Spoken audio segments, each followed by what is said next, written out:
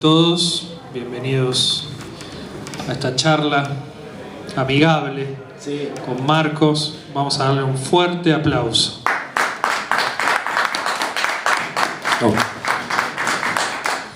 Y bueno, agradecimiento a Docta y toda la hermosa organización por habernos traído, y la verdad que eso hay que aclararlo también. Bueno, quiero que esta charla sea no solamente un intercambio entre nosotros para compartirlo con el público, sino también una especie de viaje en el tiempo. Y ya que estamos en el 2018, me gustaría empezar desde ahora para atrás, de lo que es tu carrera y tu vida. ¿Cómo está desde tu punto de vista ya como historietista y también como editor, o cómo sentís la historieta argentina hoy? Bueno, qué pregunta justo en este momento, porque nosotros venimos en franco crecimiento, hablo en plural también pensando en lo que es Locorrabia, la editorial, y bueno, en estos años estamos yendo pasito a pasito, viendo a ver qué es lo que sucede en el día, ¿no? Porque estamos bastante raro todo, así que en este mismo instante no te podría hacer una pintura de cómo está, porque estamos aprendiendo, reaprendiendo cómo estamos en este momento. Por ahora bien, y a lo mejor frenando un poco ese impulso que venía de muchos años de crecimiento, pero todavía bien, por suerte. Y a nivel de producción, de artistas... Yo veo muy consolidado, muy consolidado a muchos artistas, a un público, a publicaciones editoriales, eso lo veo muy, muy consolidado, por suerte, y que esperemos que se pueda mantener. Pero sí, de donde veníamos, de donde es nuestro origen, que es la nada absoluta, estamos genial. Sí, claro. Sí, se nota, por suerte. Bueno, acá lo podemos percibir de forma contundente, que la cantidad y variedad de publicaciones editoriales, artistas... Bueno, y los festivales no solo no mermaron, sino que se multiplicaron. Se multiplicaron en todo el país, sí. Sí, cierto, eso en los 90 era como muy raro, casi inexistente. Sí. Y ya empezando este retroceso en el tiempo, ¿no? ¿Te costó convertirte en editor? En editor no. En realidad incluso fue mucho más fácil de lo que esperábamos, porque cuando arrancamos con Ale pensábamos sacar un título y después se fueron sumando otros y todo se fue dando solo. El crecimiento de Locorrabia se hizo solo realmente. Nosotros en ese momento nos lo planteábamos como un hobby, y después con el tiempo nos dimos cuenta de que había crecido mucho más que eso. Así que no, en ese sentido no nos costó para nada realmente. Estamos súper agradecidos y por suerte no perdemos la capacidad de asombro, porque desde ese inicio que dijimos, bueno, sacamos el libro Traición, que fue el primer libro de la editorial, y después vamos viendo todo lo que se fue logrando, publicar a autores clásicos, a autores extranjeros, llegar a superar los 100 títulos en el catálogo, todo eso, cumplir 10 años este año. Exacto, todo fue un regalo, por encima del objetivo primario, ¿no? Y tienen, digamos, dentro de todas estas conquistas, un imposible o un proyecto quizás siempre soñado que no, por distintos motivos económicos, artísticos incluso, no se logró. No, tal vez autores extranjeros cuyos derechos son muy caros, ese tipo de cosas, pero en realidad, por ejemplo, sí retrasamos mucho el inicio de la colección infanto-juvenil, porque nos considerábamos que no estábamos todavía, pero ya lo logramos. El año pasado arrancamos con Loquillo, que es la colección, y sacamos un par de títulos, y este año tal vez saquemos 3 más. Así que eso sí era un paso que teníamos pensado dar, y veníamos retrasándolo. Después lo que fue empezar a publicar autores de afuera, por ejemplo, fue algo que también se dio la oportunidad y arrancamos casi sin querer. Y no, ya te digo, si hay algo que no hemos logrado es alguna obra puntual, claro, sí, algo específico. Sí, que no alcanzamos porque no se cuadran, más que nada nombro autores extranjeros porque son los que no se cuadran, claro, dentro del al mercado de acá. Al mercado local, Claro. Sí, porque tal vez no son muy conocidos, son obras muy lindas que nos gustan mucho, pero acá no son conocidas, claro, los derechos son caros. Sí. Y a nivel del impacto del trabajo en Hecho con Locorrabia en la gente, ¿cómo perciben hoy al lector de historietas? Bueno, nosotros el catálogo de Locorrabia es muy amplio, ¿no? Y abarca a muchos públicos. Y nos damos cuenta de que existe ese público para cada uno de los libros, hay que salirlo a buscar. Por ahí se nos vuelve complicado porque es muy difícil pensar qué títulos llevas a cada festival, claro, a cada distribuidor. Sí, el recorte como para...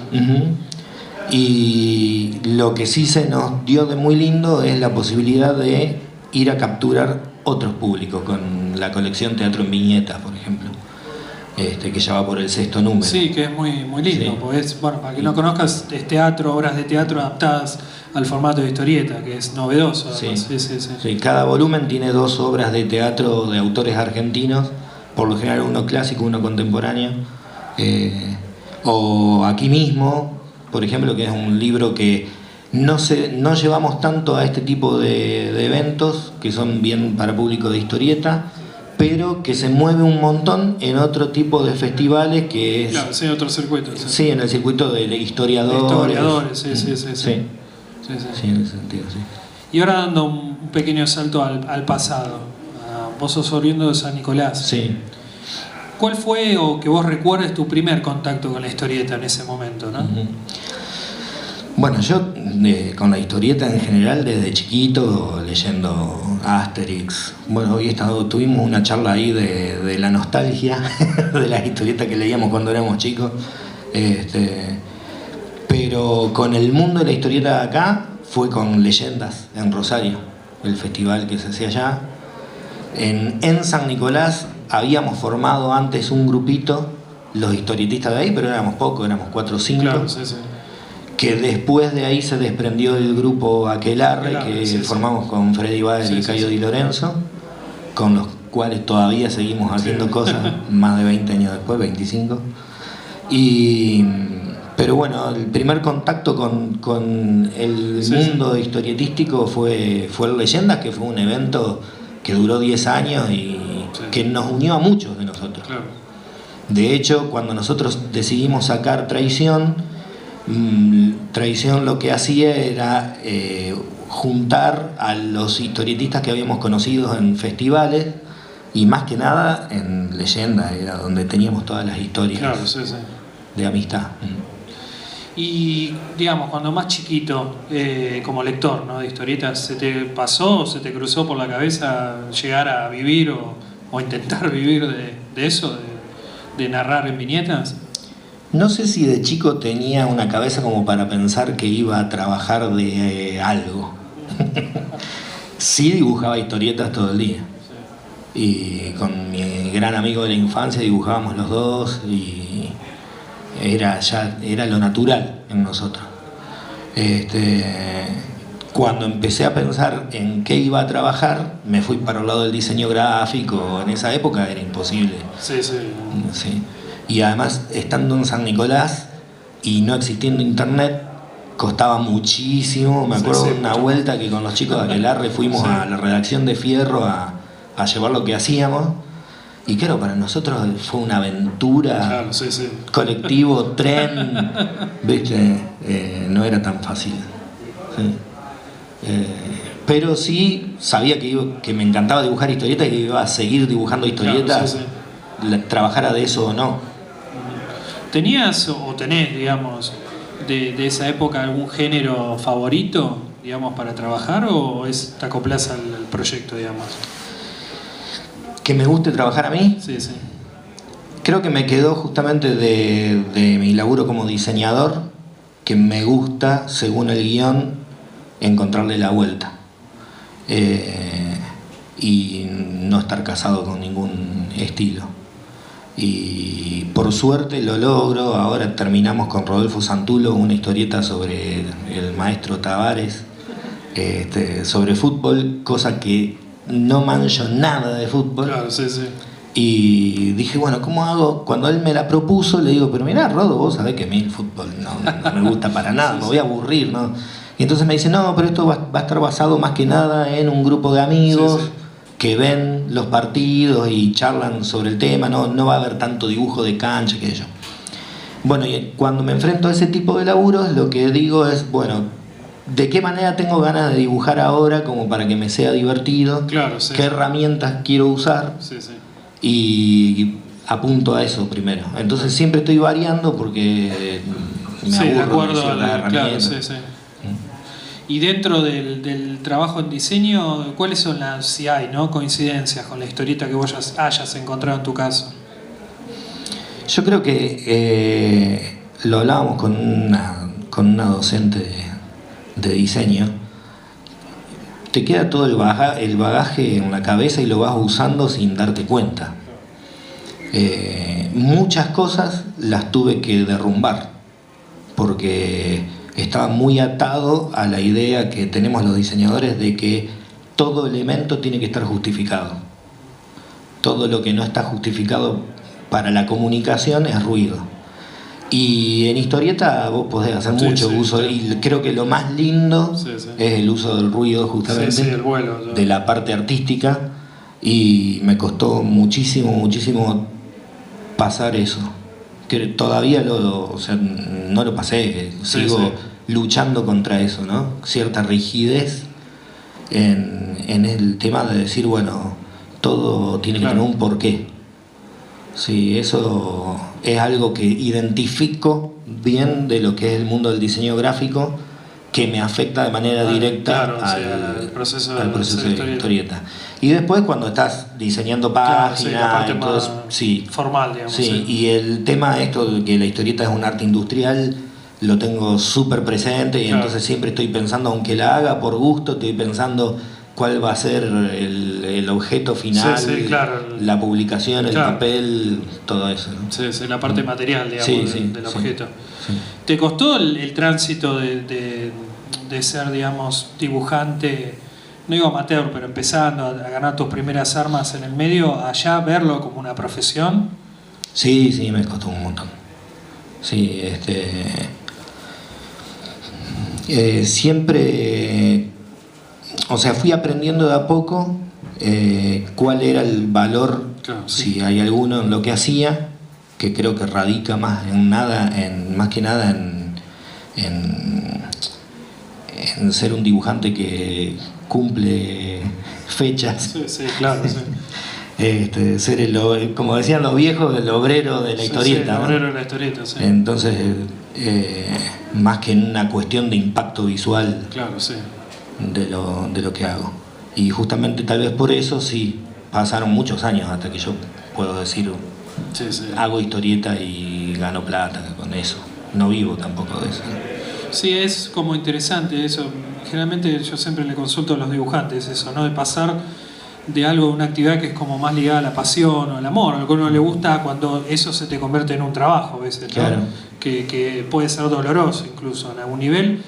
Y llegar como a la parte profesional, ¿no? Porque, bueno, todo lo que fue la movida de fines de los 90 de la historieta pasó eso. Muchos, los que decidieron, ¿no?, dedicarse a esto como un trabajo, y es difícil escindir esa parte, ¿no? Lo que era antes, dibujar por dibujar, por el amor a dibujar como algo, como un medio de vida también. Bueno, yo siempre combiné el trabajo como diseñador con el trabajo como ilustrador, con el trabajo como historietista. Y por suerte puedo decir que nunca necesité salir a buscar trabajo. Siempre me llegó. Te fue viniendo, pasaron años y años, y por ahí levanto la cabeza y digo, qué bárbaro, nunca tuve que salir a buscar. Pero sí, nunca me dediqué exclusivamente a la historieta. ¿Y cuáles crees que son los trabajos, por lo menos más, no digo significativos, pero los que más te gustó, cómo terminó la obra, ¿no? Porque siempre está ese tema, ¿no? Cuando está terminada una historieta, ¿no? Y todo, ¿viste? Hay gente que sigue, dibujante que sigue viendo una página y como dice, acá le tocaría ¿Cuáles son los que vos sentís que, bueno, no, ya está, la obra está, es así, terminó, se editó y... Bueno, hay dos muy puntuales. Balizas y La Comunidad, las dos que hicimos con Rodolfo para Historietas Reales. Baliza salió primero, inmediatamente después salió La Comunidad. Baliza fue muy pensada y muy plástica, y lo que yo buscaba visualmente lo logré, por suerte, y no sentí que me estaba peleando con la obra como con otras, Claro, sí. sino que fluyó mucho. Después La Comunidad me agarró en una etapa mucho más de crisis, y fue una catarsis total. Y si bien ahora la veo y tiene problemas hasta de edición, porque fue como una locura, fue un vómito esa obra, y así llegó al papel, entonces hay páginas que mandé a imprimir y le faltaban capas y bueno. Pero justamente como fue un vómito, fue bueno, ya la terminé, ya está, y esto no se toca más, y es un símbolo de ese momento. Son las dos que puedo decir que no retocaría. No retocarías. Sí, pues está esa tentación, ¿no? A veces, conforme el artista va... Bueno, de hecho, cuando nos pidieron Cena con Amigos para publicar en España, la pasé de apaisado a vertical, cambié todos los grises, retoqué un montón de viñetas, así como loco. Y al momento esto, quizás lo que nunca, generalmente no se explora mucho de los dibujantes, es la cocina, ¿no? O sea, el momento de que tenés el guión ahí, hay que pasar a página. ¿Tuviste así como algún momento de crisis, de no saber, no digo la página en blanco, pero sí esta cuestión de que te cueste arrancar? Sí, todo el tiempo, me sigue pasando. Me parece que el quehacer diario te da como herramientas para decir, bueno, una técnica, no puedo, pero sé que arranco por este lado y voy a llegar, o me dedico a hacer esto hasta que pueda arrancar con esto otro. Me pasó muy puntualmente con La vida está en otro lado, que es un libro que traemos acá como novedad, que editó Hotel de las Ideas, y que me llevó como 6 años a hacer. Tuve muchos cortes. Yo, como decía antes, pasaba por una crisis personal. Claro. El libro trata sobre el suicidio. Así que tenía que dejarlo un tiempo y después lo volví a retomar. Ese sí fue un libro que me sentaba delante del guión y decía, bueno, vamos a encarar esta parte, que por ahí era muy difícil, muy densa a nivel sentimientos. Claro, y bueno, por suerte creo que salió lindo. Yo lo veo, me cuesta un montón evaluar claro, lo que hago, pero bueno, por ahí a veces lo miro y digo, está bien. ¿Y qué disfrutas más del proceso de trabajo, de dibujar? ¿El hecho así, per se, o sea, de dibujar, o por ejemplo verlo ya editado? ¿Qué te genera? No, disfruto mucho de entintar y colorear. Me es muy trabajoso pasar de guión a boceto. A boceto, sí. Es un laburo donde yo me doy cuenta que estoy trabajando intelectualmente, me cuesta. Sí. Y una vez que ya tengo los bocetos hechos, mejorar el lápiz, entintar, colorear, es todo que ahí es donde me siento feliz. No tengo ningún problema, la vida es color de rosa. Sí, quizás es más mecánico, quizás el trabajo más ligado a la técnica. Sí, y después como tengo este problema de no poder evaluarme mucho, por lo general los libros, cuando están publicados, ni los miro. Mira. Además a veces los ojeo y me parecen una porquería, me quiero matar. Digo, ¿por qué mandé esto a publicar? Entonces ni los ojeo. No, es interesante eso, ¿no? Puedo decir, es cierto, antes se contemplaba el tema de la historieta como eso, obreros, gente que trabajaba también, porque la producción de historietas hace muchas décadas era como muy masiva, claro.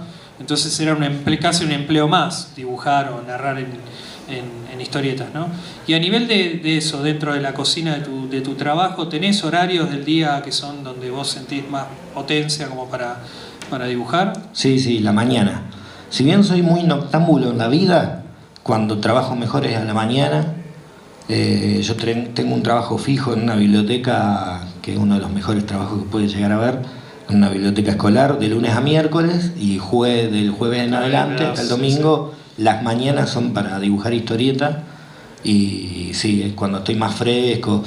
Por lo general dejo para la tarde lo que es mecánico. Claro, sí, o sea, ya todo lo que es justamente pasar de guión a boceto lo hago a la mañana. Claro, sí, a la tarde no puedo más. ¿Y cuál hay, por fuera de esto que mencionás del fútbol, ¿no? como un tópico que no abordás en general? ¿Cuál es el género que un poquito, no digo que te dé miedo, pero como que te cae un proyecto y que está bueno, pero que es capaz algún género que decís, uff, esto es medio... No, le hemos hecho frente a cada cosa. Pero sí, por ejemplo, siempre recuerdo que Fontana Rosa decía que a él le hubiera gustado ser un dibujante de aventuras, Mirá. pero que no le daba el piné. Cuando yo empecé a dibujar historietas, dibujaba superhéroes. Mirá, claro. Pero no me dio el piné para eso. Sé que hay ese tipo de historias donde es muy importante el virtuosismo. Claro, sí. A donde no llego. Bueno, no sé si quieren hacer una pregunta, si abrimos un poco el juego, ¿no? Nuestra audiencia... No hace falta, No sé si hay alguien del público. Te hago una pregunta sí. A nivel editorial. Ajá. ¿Cómo se está manejando con el tema de poder vender los PDF al exterior? ¿Está funcionando? ¿Están pudiendo vender, exportar material? Bueno, en realidad no... No, sí, la repito porque esto se transmite al mundo. Me acabas de preguntar cómo es el tema de vender PDFs al exterior. En realidad nosotros se nos dio un par de veces, nada más, con obras de Lalia y alguna más. No lo buscamos específicamente, sí estuvimos en una época enviando y de ahí surgió, pero también lo que sucede es que mucho de nuestro catálogo es de historieta de un estilo bien puramente argentino, que no se toca tanto con lo que se puede llegar a publicar en Europa, en Italia, por ahí sí, pero bueno, fuimos un año a Angoulême y ahí aprendimos muchísimo. Y nos damos cuenta de que hay mucho del formato que usamos nosotros que, por ejemplo, acá se vende mucho la antología. Y en Europa sacás un libro de antología y ni lo miran, no interesa. Así que sí, ya te digo, no hemos trabajado especialmente en vender obra en el exterior. Y cuando se nos dio porque era obra que interesó, nos preguntaron, la vendimos.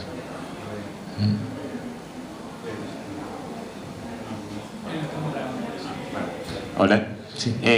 Bueno, mi pregunta, él te preguntaba hace un rato de cómo sentías que era cómo fue el proceso de autor amateur, digamos, a profesional.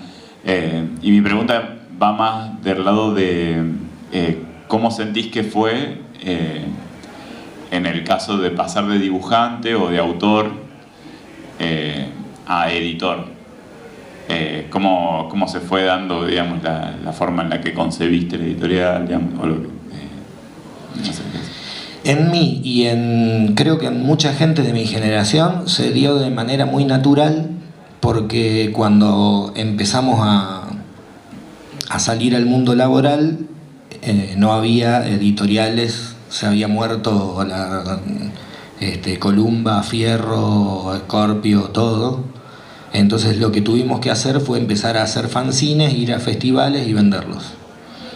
Y eso hizo que todos estuviéramos en la misma, que compartiéramos mucho de esta problemática de que, bueno, me gusta hacer historieta, ¿qué hago? ¿Cómo vendo afuera? ¿Cómo vendo acá? Y compartíamos mucho esa preocupación, nos pasábamos datos. Y claro, de a poco vos te ibas dando cuenta de que sabías cómo preparar una maqueta para mandar a imprenta, porque habías estado charlando ahí con tus amigos y diciendo, bueno, mirá, yo hice esto. Algunos empezaban a dar el salto de pasar del fanzine fotocopiado al impreso en imprenta. Y cuando con Alejandro decidimos empezar a publicar, estábamos en el Tintanacuy, que era un festival que se hizo también 10 años en Tucumán, y ya veníamos sacando revistitas impresas en imprenta hacía rato, y fue como que era el paso natural para dar. En esa época empezamos a ver que algunos empezaban a publicar en diarios, otros empezaron a publicar afuera, y otros de esa camada, ¿no? Empezaron a editar y autoeditarse. Así que fue, ya te digo, fue bastante natural, porque estuvimos obligados desde un principio a hacerlo, pues no había otra cosa. Y después también sucedió que más o menos en esa época empezamos a publicar mucho en internet. Y claro, publicamos en internet gratis, no era un negocio, pero tal vez si eso hubiera existido de antes, no hubiéramos arrancado con toda la cuestión de fanzines. Bueno, una pregunta más. Y hoy en la actualidad, digamos, ¿qué es lo que, si te tuvieras que ver a vos desde afuera, digamos, qué sentís que preferís más, digamos, el laburo como autor, a pesar de que me imagino que son muy diferentes, pero el laburo como autor o como editor? Bueno, me lo pregunté mucho porque he tenido momentos en los que podía dejar, más que nada me lo pregunté por mi laburo como bibliotecario, que es lo que no tiene nada que ver con esto, porque tuve puntos en los que podía dejar de hacerlo y me daba cuenta de que necesito de todo. Me encanta estar en mi casa dibujando, pero cuando paso muchos días me empiezo a volver loco y necesito el cable a tierra de salir a mi laburo, a encontrarme con gente, a estar obligado a encontrarme con gente, y con lo editorial pasa lo mismo. No dejaría ninguna de las cosas porque me dan la variedad que necesito. No podría hacer una sola cosa, yo desde mi particularidad, ¿no? Y me tengo que subdividir. Estoy en un proceso de hace años de acomodar todas esas personalidades y poder hacer todo sin que se choque uno con lo otro, pero no dejaría nada porque me gusta demasiado las dos cosas. Te dan cosas diferentes también. Yo decía antes que cuando estoy dibujando es cuando me siento bien y no tengo ningún problema y todo se borra, todo lo malo se borra. Pero también cuando como editor vengo a festivales y salgo y tengo que viajar, me encanta viajar, me da todo eso, no podría dejarlo tampoco. Y siempre tiene algo, o sea, todas las dos actividades, la de historietista y la de editor, también tienen cosas que vos decís, esto no lo quiero más, pero bueno, viene pegado a lo otro. Bueno, o sea, hay que bancárselo.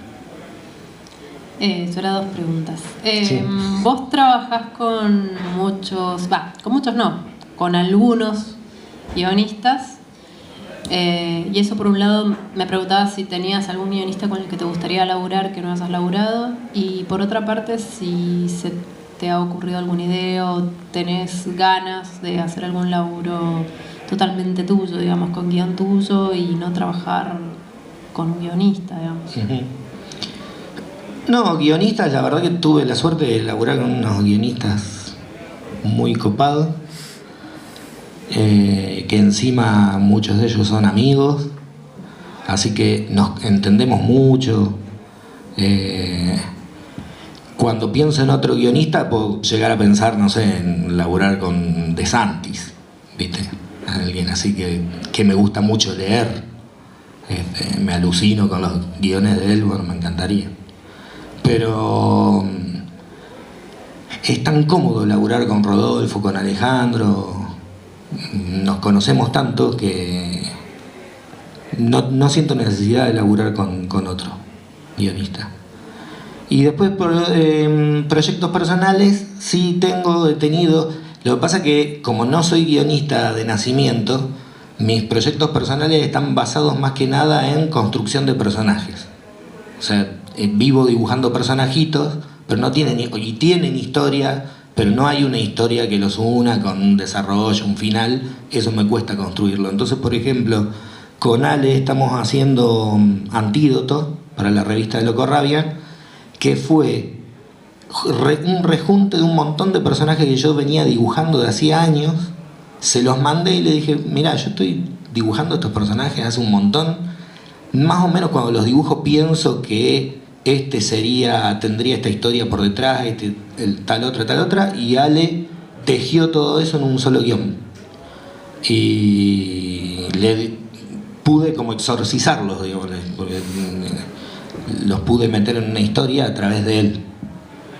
Y después siempre tengo proyectitos. Lo que pasa es que me cuesta mucho por el lado guión, me cuesta. A mí me gusta mucho la no ficción. Y tengo ahí dando vueltas la idea de varios personajes que me gustan mucho. Y bueno, por ahí a lo mejor alguno sale con algún guionista, pero ya te digo, no pienso encararlos yo solo. Ahí me subo a esa cuestión de la producción personal. Y yendo más para ir dándole un cierre y yendo justamente al origen del dibujo en sí, como si fuera que tuvieras que resumir en conceptos, ¿no? ¿Qué es para vos el lápiz y qué es la tinta? ¿Qué preguntas me hacen?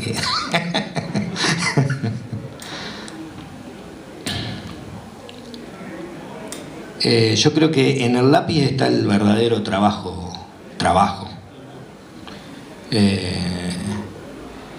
Por lo menos para mí y con la forma que tengo yo de trabajar. Es donde se toman las decisiones más importantes y la tinta es más un fluir,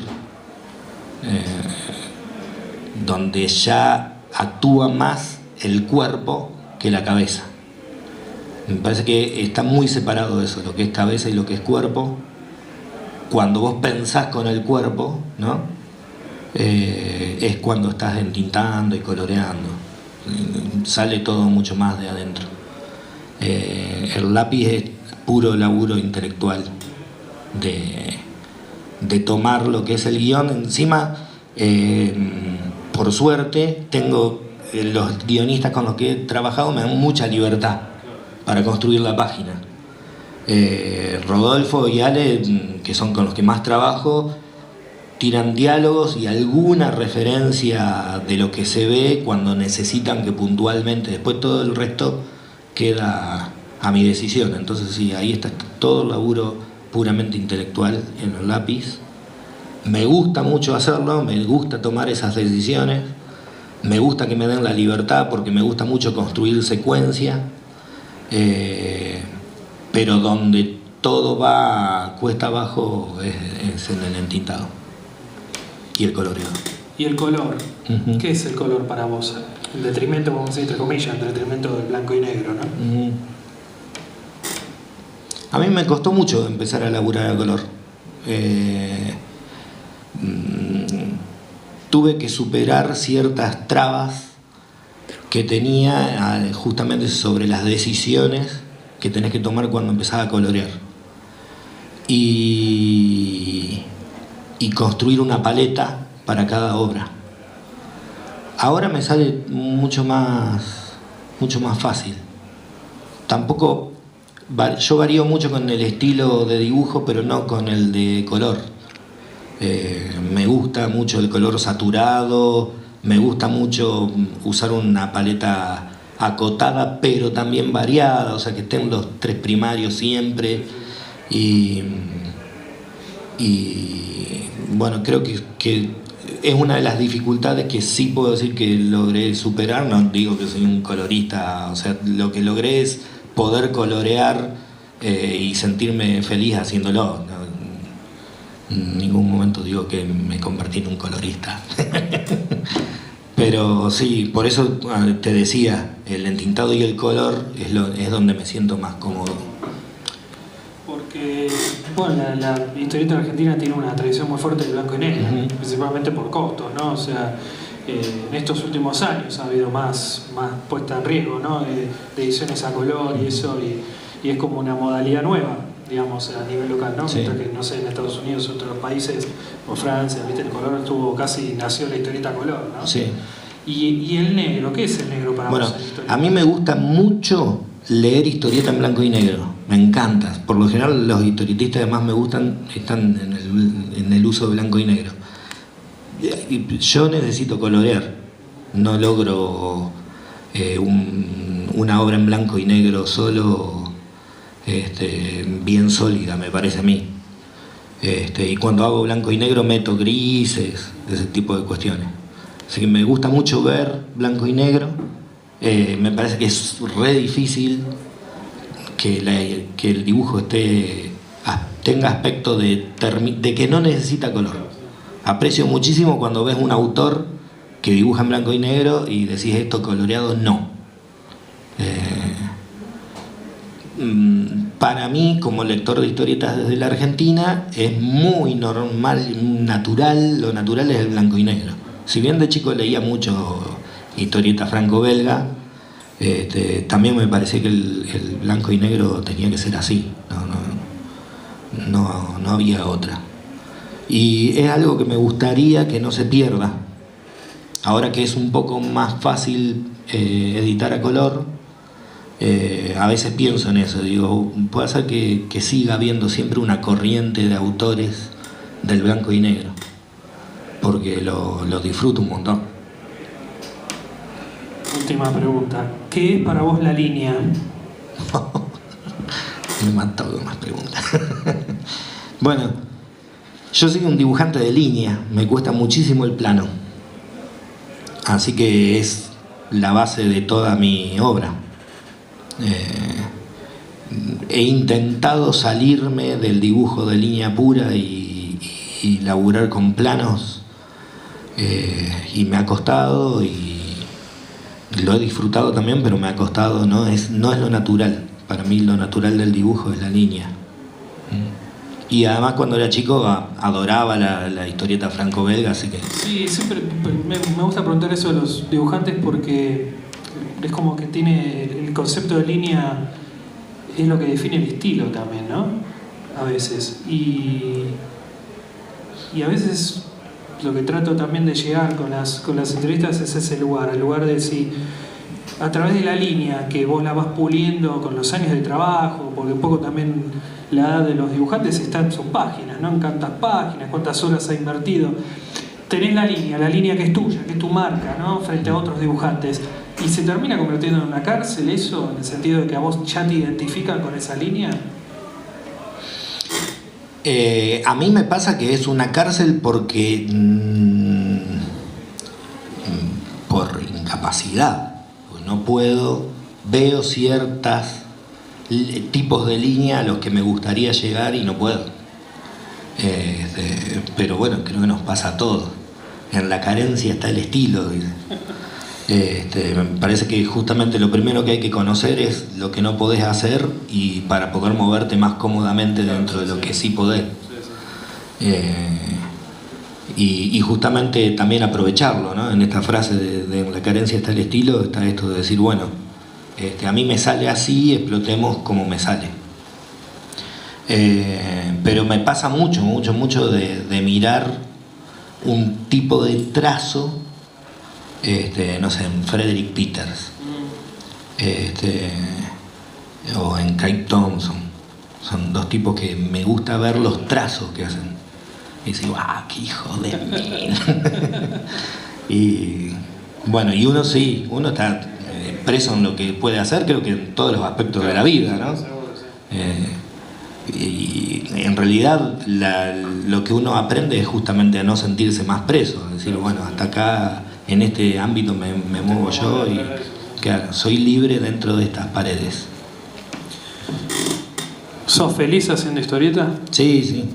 Hoy estábamos hablando ahí, haciendo un poco de análisis psicológico, y decíamos, el momento en el que no pasa nada y está todo bien es en el momento en el que pudiste concentrarte en el laburo, porque también hay un proceso, ¿no? Yo arranco a la mañana y me lleva como 2 horas dar vueltas, hasta que tomo el ritmo. Cuando tomo el ritmo, de repente son las 3 de la tarde, llega mi señora al laburo, yo no hice de comer, no entiendo cómo se hizo las 3 de la tarde. Y bueno, ese momento es de plenitud. Felicidad es una cosa media, sí, que no existe, pero plenitud total. Bueno, si no hay más preguntas, un fuerte aplauso para Marco Mera. Ya levantaron la mano. Ay, no, perdón. Está bien. Buenas noches. Yo quería saber cómo viviste también el proceso, no sé bien cómo arrancaste, digamos, pero de lo tradicional, el lápiz, la tinta, a lo digital. ¿Cómo te llevas con el mundo del diseño digital en cuanto a, bueno, la producción de historietas, de personajes? Bueno, eso para contestártelo te tengo que hablar de marcas. Sí. Porque a mí me pasó algo muy importante que fue, usé muchos años una tabletita Genius que usaba para colorear, para borrar fondos cuando tenía que retocar fotos para diseño y nada más. Y no podía dibujar en esa tableta. Y Dante Ginebra me dice, no podés usar eso, usar cualquiera Wacom. Vos decís, mirá que tal cual, cuando pasé, empecé cada vez a laburar más y me recontra casé con eso, hago absolutamente todo en digital. El libro La vida está en otro lado, está entintado en papel, pero yo hacía los bocetos en la compu, los imprimía en un celeste muy clarito y después entintaba en papel. Pero la génesis estaba en la compu. Me siento ahora mucho más cómodo ahí.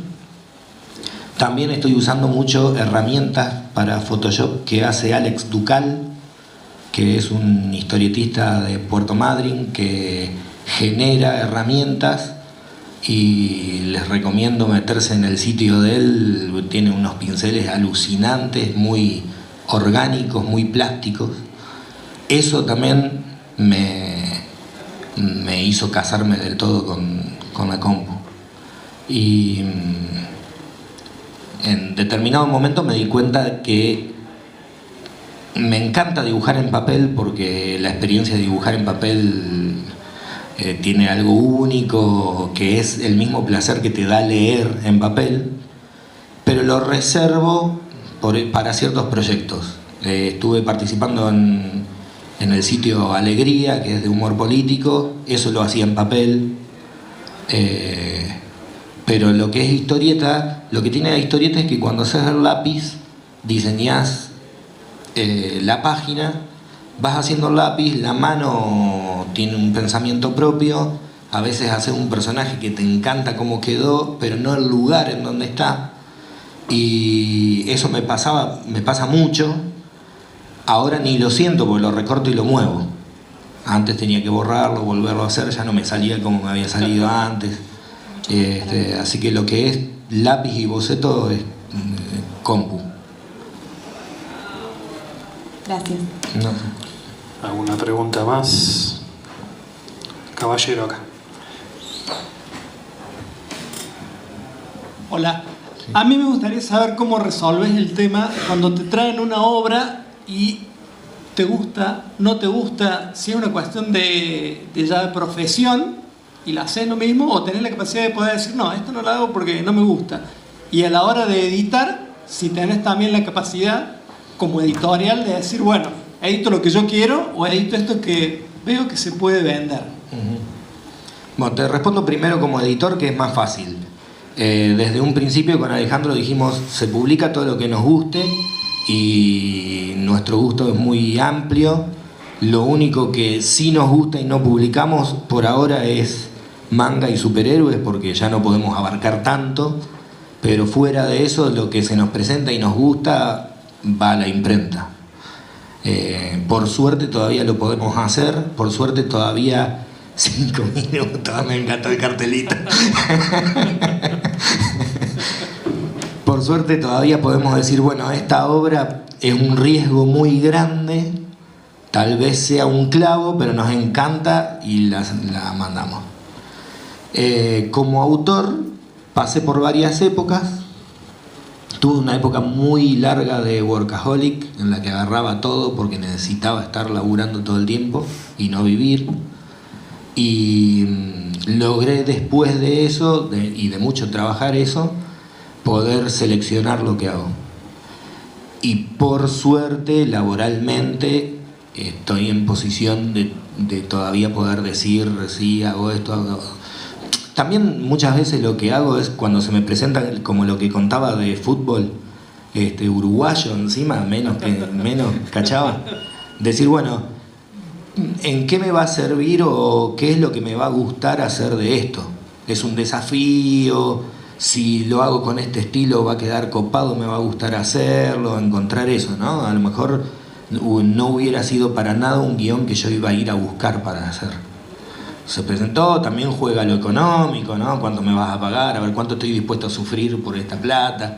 Eso también entra en la ecuación, por supuesto, no todo es el romance de decir la obra de arte. La historieta, como decíamos antes, es un arte industrial, está todo mezclado, el comercio y el arte, y juega también a la hora de decidir.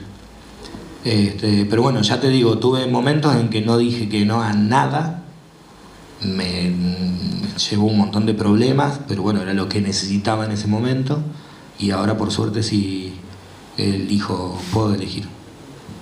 Gracias a Dios. Bueno, ya cumplimos nuestros 5 minutos de cierre. Bueno, ahora sí, un fuerte aplauso. Muchas gracias.